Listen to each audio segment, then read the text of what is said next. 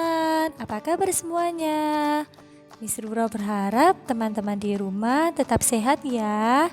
Dan jangan lupa tetap semangat meskipun belajar dari rumah dengan didampingi oleh ayah dan bunda. Oke, untuk minggu ke-8 ini kita akan bercerita pilar karakter. Nah, temanya masih tetap sama ya seperti minggu kemarin, yaitu tentang sopan dan santun. Nah, ini dia contoh sikap sopan santun yang lain. Saya meminta izin ketika ingin meminjam sesuatu. Nah, teman-teman, jika ingin meminjam sesuatu barang atau apapun yang lain, teman-teman harus meminta izin dengan sopan ya, dengan perkataan yang baik.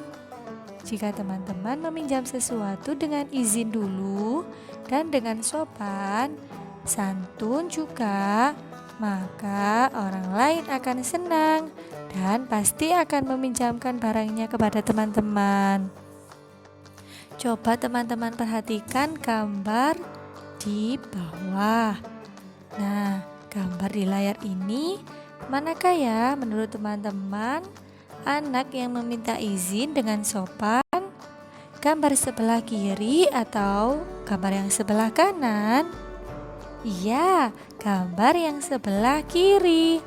Karena mereka meminjamkan sesuatu dengan perkataan yang baik dan sopan. Sedangkan gambar yang sebelah kanan, mereka meminjam sesuatu dengan marah-marah. Tidak boleh ya teman-teman. Nah, ini dia contoh yang kedua, yaitu jika mengembalikan barang-barang yang sudah dipinjam, kita juga harus dengan berkata yang sopan ya teman-teman. Nah, ini contoh yang ketiga, yaitu saya bersikap sopan ketika mengunjungi rumah teman. Nah, bagaimana contoh sikap yang sopan saat mengunjungi rumah teman atau rumah orang lain? Iya, harus mengucapkan salam terlebih dahulu ketika baru datang. Lalu ketika mengetuk pintu harus pelan-pelan, tidak boleh keras-keras ya. Dan duduk dengan baik, tidak boleh lari-lari di dalam rumah teman kita.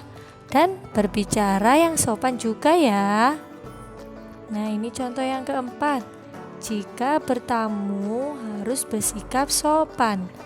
Nah, kalau menerima tamu atau ada tamu di rumah kita juga harus menyambut dengan baik ya teman-teman. Ini contoh yang kelima. Saya ramah pada orang.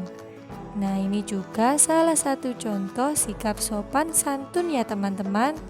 Jika kita bertemu teman, saudara, guru di jalan, kita harus menyapanya.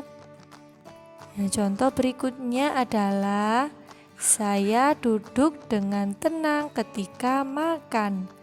Nah, bagaimana contoh sikap anak yang sopan saat makan? Iya, benar teman-teman. Harus membaca doa sebelum makan. Harus duduk dengan baik dan tenang. Nah, kalau makan tidak boleh tergesa-gesa juga, supaya tidak berantakan makanannya.